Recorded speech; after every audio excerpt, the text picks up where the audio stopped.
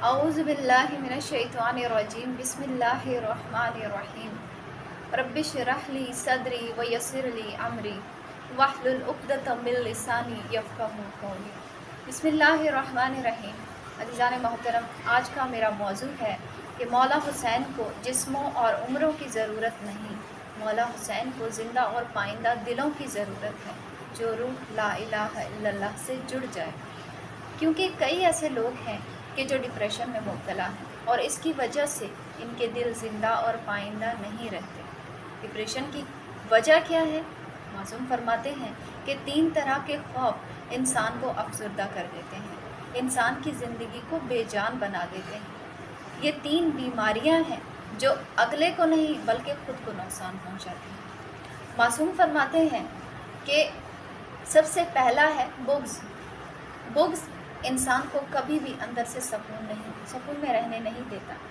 फरमाया मोमिन की जो होता है वो कभी भी दिल में बुग़्ज़ नहीं रखता, नफ़रतें नहीं रखता। अज़ीज़ान मोहतरम, कैंसर की वजूहात में से सबसे बड़ी वजह बुग़्ज़ है। और ये कैसे?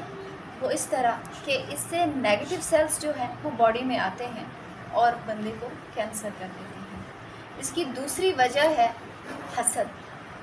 ये भी इंसान के दिल में गम पैदा करता है और इमाम का फरमान है कि हसद जो है वो इंसान को इस तरह से खा जाता है जैसे आग सूखी लकड़ी को खा जाती है। और फिर फरमाया कि अल्लाह का शाकिर बंदा बनना चाहते हो तो ऊपर ना देखो, नीचे देखो, यानी अपने से कमतर लोगों को देखो और शुक्र अदा करो, क्योंकि अल्लाह ताला ने इंसान को जो कुछ अता किया है वो इससे सेटिस्फाइड नहीं होता और डिप्रेशन में चला जाता है। अज़ीज़ान मोहतरम, तीसरा है बद इखलाकी।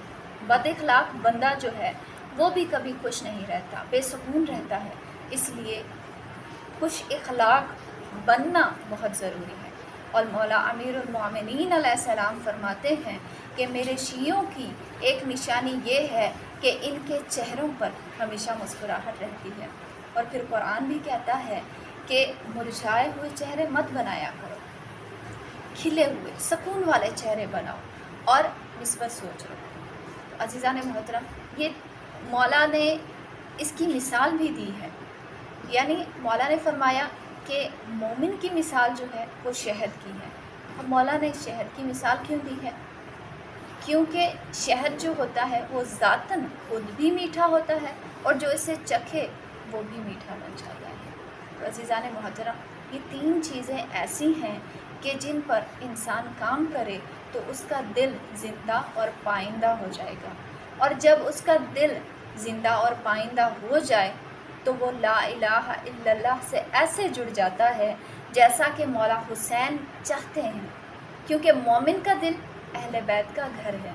और इसकी सबसे बड़ी मिसाल जो है वो मौला हुसैन के और मिसम तम्मार, हबीब इब्ने मज़ाहिर और सलमान फ़ारसी जैसे जानिसार हैं।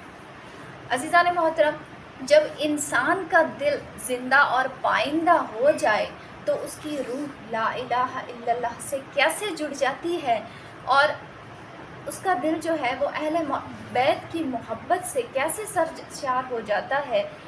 इससे एक वाक़या में आपकी समातों की नज़र करती चलूँ।